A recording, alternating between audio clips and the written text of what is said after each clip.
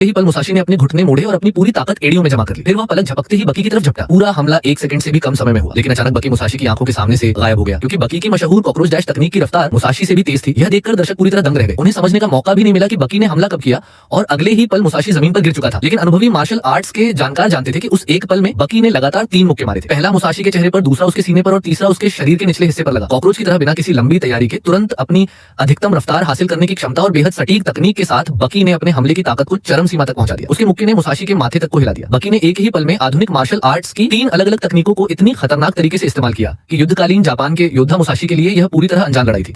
Musashi इस हमले से कुछ पल के लिए पूरी तरह स्तब्ध रह गया। कांपते हुए उसने बकी से पूछा, रिसाव, अभी जब मैं बेहोश था तब तुम मुझे कई बार खत्म कर सकते थे, फिर तुमने ऐसा क्यों नहीं किया? बकी ने हल्की मुस्कान के साथ जवाब दिया कि वह इतना बड़ा जोखिम नहीं लेगा। उसके मुताबिक अगर लड़ाई के दौरान ही प्रतिद्वंद्वी को खत्म नहीं किया गया तो बाद में बहुत सारे अनिश्चित खतरे पैदा हो सकते हैं। अगले ही पल बकी ने फिर एक जोरदार किक मारी, लेकिन इस बार मुसाशी नीचे झुककर उसके हमले से बच गया और उसी क्षण बकी की सहारा देने वाली टांग पर जोरदार किक मार दी। बकी दर्द से पीछे की ओर कई कदम लड़खड़ाया और बड़ी मुश्किल से खुद को संभाल पाया। अब मुसाशी बकी के हमलों को पहले से पढ़ पा रहा था। असल में वह सिर्फ उसकी चाल नहीं देख रहा था, बल्कि उसके दिमाग में हमला शुरू होने से पहले ही उसके संकेतों को महसूस कर रहा था। अब इस लड़ाई का फैसला ताकत से नहीं बल्कि इस बात से होने वाला था कि किसकी प्रतिक्रिया और पूर्वानुमान की गति ज्यादा तेज है। बकी धीरे धीरे मुसाशी के सामने पहुंचा और अचानक एक बेहद तेज ऊंची किक मारी, लेकिन मुसाशी ने अपना हाथ उठाकर उस हमले को आसानी से रोक दिया। दोनों अलग हुए और तभी दर्शकों को उनकी टक्कर की आवाज सुनाई दी। इससे साफ हो गया कि दोनों की गति इतनी ज्यादा थी कि उनके हमले आवाज की गति को भी पार कर चुके थे। अब मुसाशी ने कहा कि उसका वार्म अप पूरा हो चुका है। उसने दोनों हाथों को जोर से नीचे की तरफ घुमाया और उसी क्षण उसके हाथों में मौजूद अदृश्य धार फिर से बदलने लगी। इस बार उस अदृश्य तलवार ने मानो अपना वजन हासिल कर लिया था, यहाँ तक कि उसकी धार से निकलने वाली चमक भी साफ दिखाई देने लगी। ऐसा लग रहा था जैसे इस लड़ाई ने मुसाशी की तलवारबाजी को एक नए स्तर तक पहुंचा दिया हो। बकी भी समझ चुका था कि अब वह ज्यादा देर तक इंतजार नहीं कर सकता, क्योंकि मुसाशी जितना आगे बढ़ेगा उसके लिए यह लड़ाई उतनी ही मुश्किल होती जाएगी।